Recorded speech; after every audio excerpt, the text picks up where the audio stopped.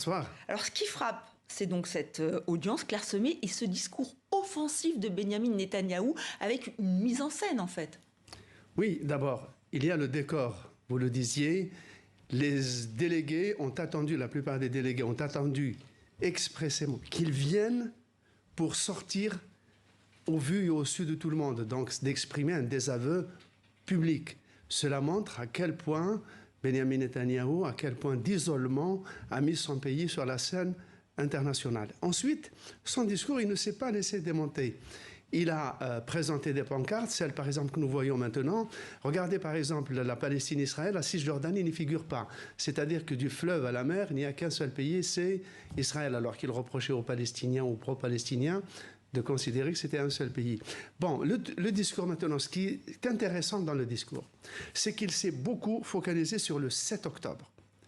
Il a égrené les noms des otages. Le nombre d'Israéliens tués, massacrés. Et avec ce QR code, le QR code qui donne à voir les scènes de violence commises par le Hamas, les noms des otages, et tout cela a été diffusé par haut-parleurs dans les bordures de Gaza pour que les otages puissent l'entendre, ce qui a mis en rogne le chef de l'opposition israélienne Yair Lapid, qui a parlé d'une décision paranoïaque, mégalomaniaque, qui fait penser au président de la Corée du Nord. Oui, on voit ces immenses haut-parleurs pour arroser Gaza.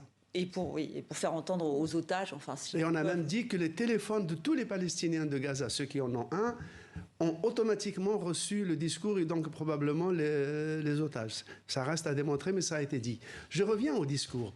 Le discours, donc, est resté sur le 7 octobre, et comme si rien ne s'était passé après le 7 octobre.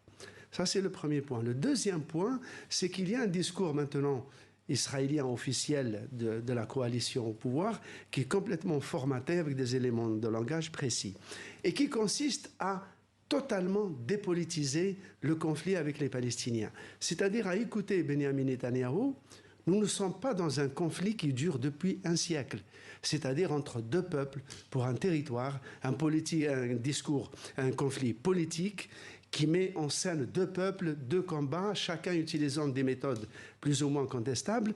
Non, il a fait du conflit israélo-palestinien.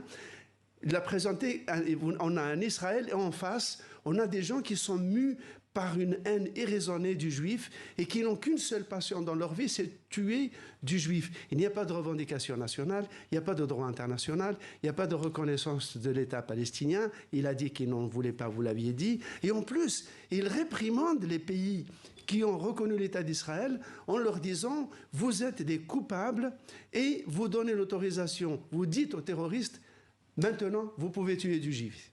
Merci Slimane pour ce décryptage donc, de cette allocution de Benyamin Netanyahou.